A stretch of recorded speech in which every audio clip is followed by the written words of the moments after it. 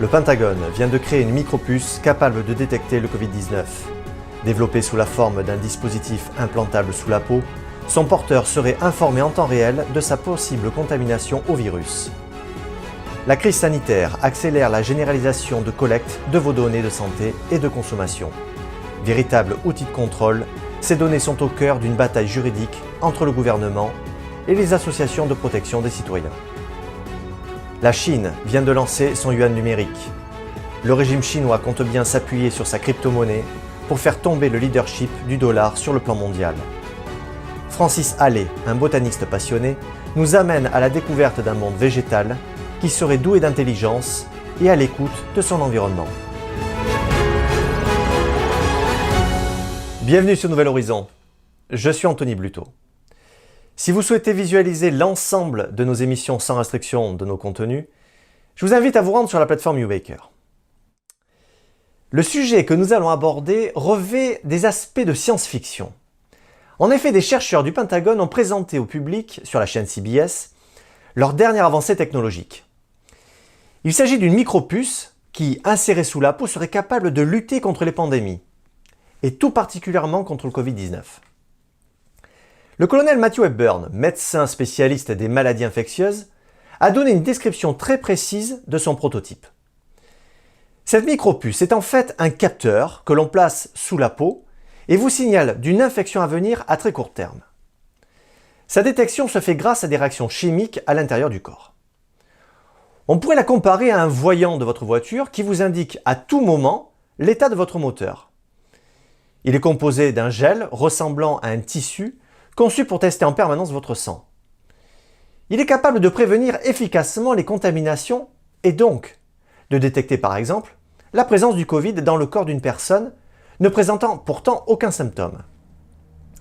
Matthew Hepburn précise que l'Agence de recherche et développement des nouvelles technologies de l'armée américaine, la DARPA, à laquelle il appartient, pousse la communauté scientifique à trouver des solutions qui peuvent ressembler à de la science-fiction. Actuellement en phase de test avancé, cette découverte technologique destinée normalement à un usage militaire présente des avantages médicaux certains, mais soulève aussi des interrogations individuelles légitimes. Avons-nous la possibilité de refuser cette puce? Un tel implant ne privera-t-il pas le citoyen de sa vie privée et de son intégrité physique et psychique?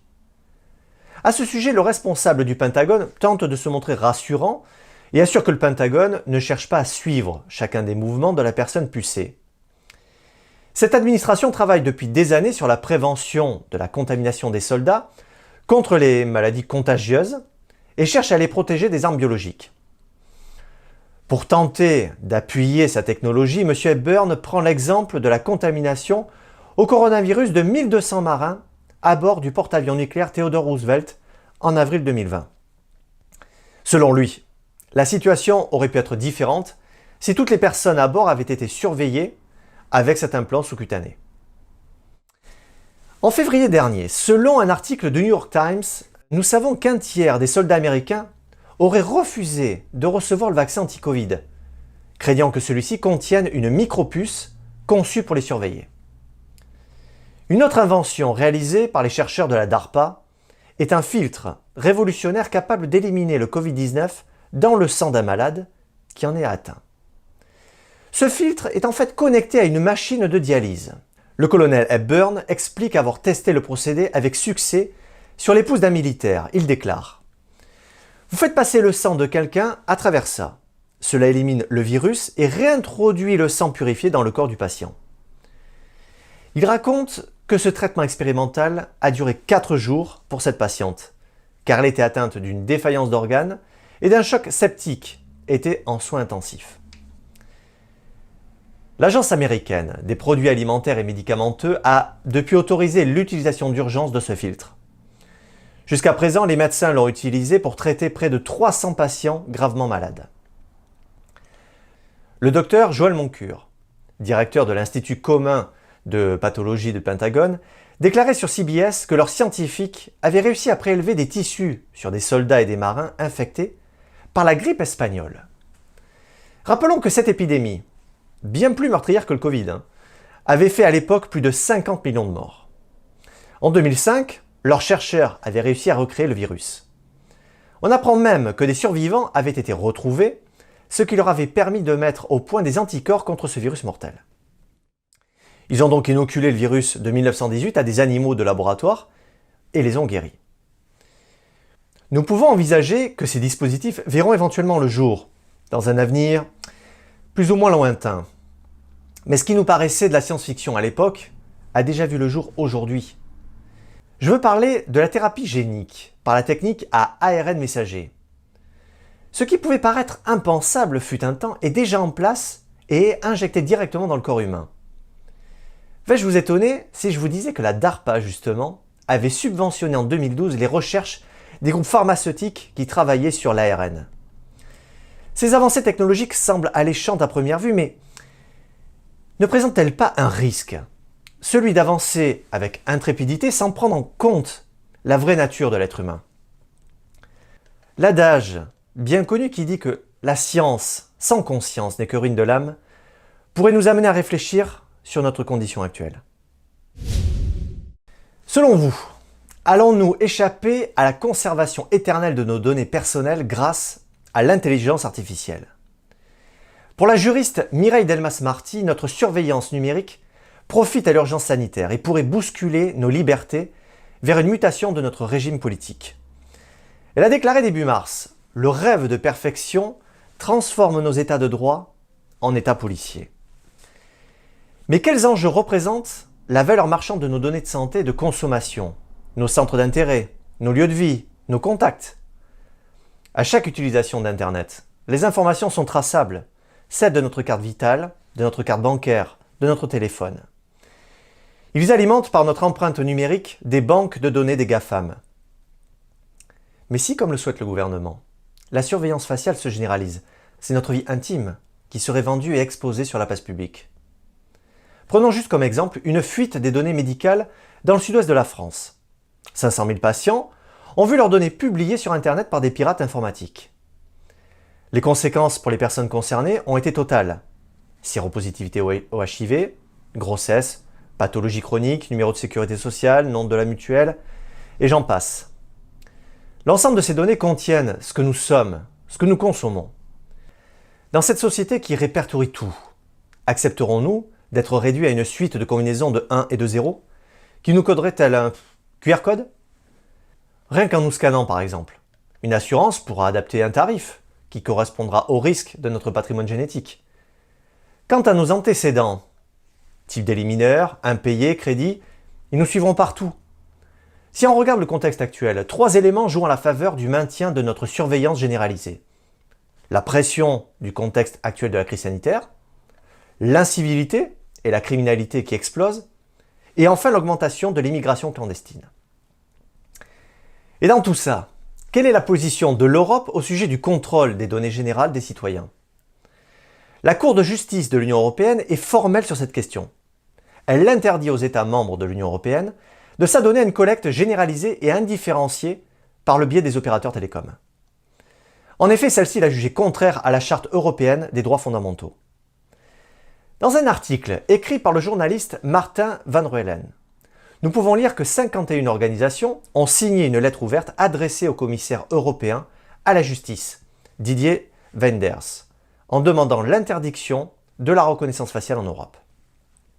Elle dénonce, je cite, « les droits à la vie privée, à la protection des données, à l'égalité, à la non-discrimination, à la liberté d'expression et d'association, à une application régulière de la loi et à une bonne administration, à la présomption d'innocence, aux droits sociaux, aux droits des travailleurs, à la dignité, ainsi qu'aux principes fondamentaux de la justice, de la démocratie et surtout de l'état de droit. » Et là, Jakubowska, responsable des politiques et des campagnes à l'European Digital Rights, est signataire de cette lettre. Interrogée par ZDNet, elle soutient l'interdiction générale de ces technologies. Quelle que soit leur utilisation, elle déclare « Nous pensons que toute utilisation qui cible instinctivement ou arbitrairement des personnes dans un espace public va toujours et sans aucun doute enfreindre les droits fondamentaux. Si l'on considère que nul n'est au-dessus des lois, nous reste-t-il encore une chance de pousser quelque part tous nos pions sur la case de la liberté? C'est justement ce qu'a fait la Quadrature du Net, qui regroupe des juges contre la surveillance abusive de masse. En effet, en France, les abus de surveillance, de conservation généralisée des données de connexion, ne se limitent pas aux périodes d'état d'urgence. Après 7 ans de procédure allant de rebond en rebond, la Quadrature du Net voit le jugement imminent qui va se jouer d'ici fin avril. En effet, le Conseil d'État rendra sa décision à l'encontre de l'État français qui abuse des exceptions en matière d'état d'urgence pour maintenir le contrôle des données de tous les citoyens, hors du champ autorisé de la Cour de justice de l'Union européenne. Alors que Paris pousse le Conseil d'État à défier la justice européenne pour conserver les données générales de communication numérique de l'ensemble de la population, c'est l'existence même de l'ordre juridique européen que notre gouvernement actuel remet en cause.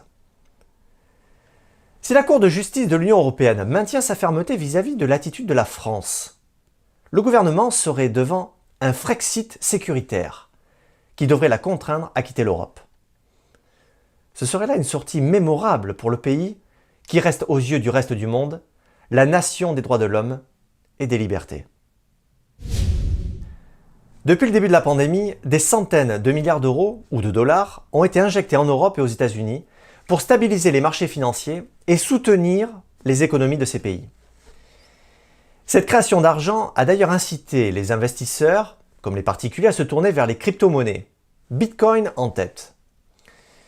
Objets hautement spéculatifs, ces monnaies virtuelles obtiennent de plus en plus le statut de véritable monnaie et de placement à long terme. Pour citer un chiffre, le marché du Bitcoin dépasse les 1000 milliards de dollars.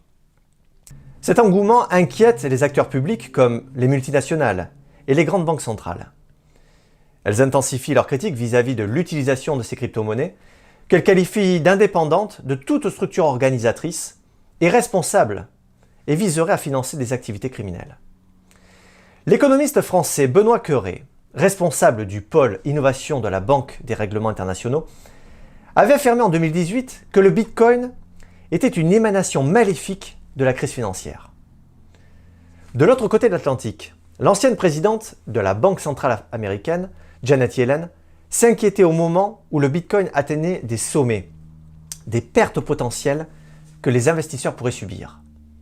Elle a ajouté « Je ne pense pas que le Bitcoin soit largement utilisé comme mécanisme de transaction dans la mesure où il est souvent utilisé pour le financement illicite. » Bill Gates a également émis des réserves sur le Bitcoin et a pointé du doigt l'anonymat garanti par les transactions, alors que son compatriote, le milliardaire Elon Musk, PDG de la société SpaceX, en est un fervent défenseur. Face à ce risque spéculatif, de nombreuses institutions monétaires traditionnelles dans le monde travaillent à l'élaboration de leur propre monnaie digitale de banque centrale. Ce type de crypto-monnaie, que l'on nomme stablecoins, réplique la valeur faciale d'une monnaie fiduciaire. L'objectif des stablecoins est de protéger leurs porteurs des fluctuations spéculatives. Facebook et son association Libra a essayé de lancer en 2019 sa monnaie numérique Diem.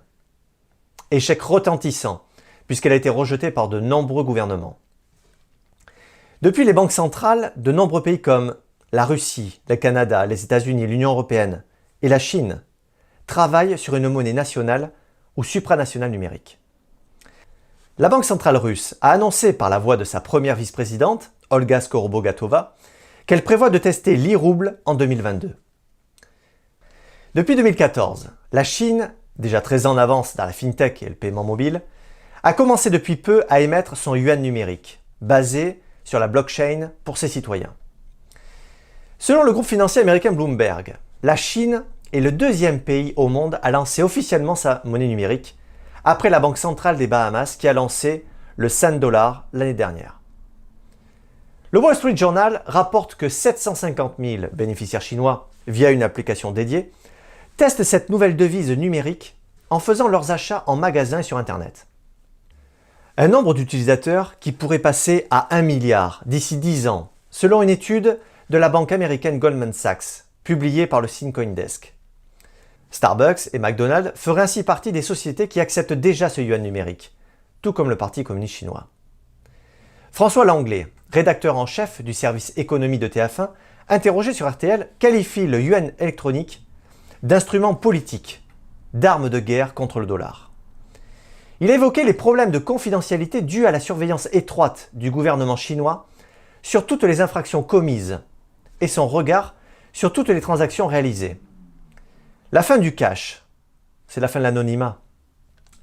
L'État ou la Banque centrale, ce qui est pareil, car elle est sous contrôle du pouvoir politique en Chine, sait tout de vous dans les moindres détails. L'argent liquide, c'est la protection de la vie privée, alors que la monnaie électronique, c'est le rêve de Big Brother. Il déclare, sachant que 90% des transactions internationales sont effectuées en dollars. Avec une devise internationale sous son contrôle, c'est la Chine qui fera désormais la loi. Selon le Wall Street Journal, cette perspective préoccupe le gouvernement Biden à Washington, qui voit le statut du dollar en tant que monnaie de réserve mondiale menacé à long terme. Josh Lipsky, directeur du Centre de géoéconomie du Conseil de l'Atlantique, a présenté le yuan numérique comme une réimagination de l'argent qui pourrait ébranler un pilier de la puissance américaine. Nous allons maintenant parler des plantes. Ces formes de vie qui, encore récemment, n'étaient pas élevées au rang des vivants. Pourtant, le monde végétal a encore beaucoup à nous apprendre. Récemment, le botaniste Francis Allais a publié un livre nommé « L'étonnante vie des plantes ». Ce livre, co-signé par l'auteur jeunesse Rosen Torquebieux, est principalement destiné aux enfants. Illustré par Francis Allais lui-même, cet ouvrage raconte notamment comment les plantes naissent, se nourrissent, grandissent, dorment et perçoivent le monde. Ancien professeur de botanique à l'université de Montpellier, c'est dans les années 60 que Francis Allais est parti étudier les forêts primaires en Côte d'Ivoire. Depuis, il n'a cessé d'étudier les poumons de la Terre aux quatre coins du globe. Dans un précédent livre nommé Atlas botanique poétique, il recense les espèces les plus étranges et inattendues du monde végétal. C'est notamment le cas de la plante qui danse. Cette plante, originaire du Bengale, bouge au son de la musique. Dans un article du journal Le Point, le chercheur a expliqué « Nous ne savons pas pourquoi ni comment elle danse, c'est-à-dire ce qui fait qu'elle perçoit les vibrations sonores. Elle a des récepteurs et j'aimerais bien savoir où ils sont. » Selon le botaniste, il n'y a aucun doute, les arbres sont intelligents. L'un des premiers à avoir osé parler d'une conscience chez les plantes est Cliff Baxter. Détrompez-vous, ce n'est pas un botaniste, mais un expert de la CIA, spécialiste en détecteur de mensonges. C'est dans les années 60 que, par curiosité, il eut l'idée d'attacher les électrodes de son appareil aux feuilles d'une plante. C'est à ce moment-là qu'il a remarqué que la plante réagit lorsqu'il l'arrosait. Il a poursuivi d'autres expériences pour démontrer que les plantes sont plus intelligentes qu'on ne le pense. Les passionnés de botanique et de jardinage disent souvent qu'ils parlent à leurs plantes pour qu'elles s'épanouissent. C'est peut-être ça le secret. Dans les années 70, au Mexique, Don José Carmen Garcia Martinez s'est mis à cultiver ses légumes avec une méthode particulière. Sans utiliser d'engrais ni de pesticides, il se contentait de communiquer avec ses plantes.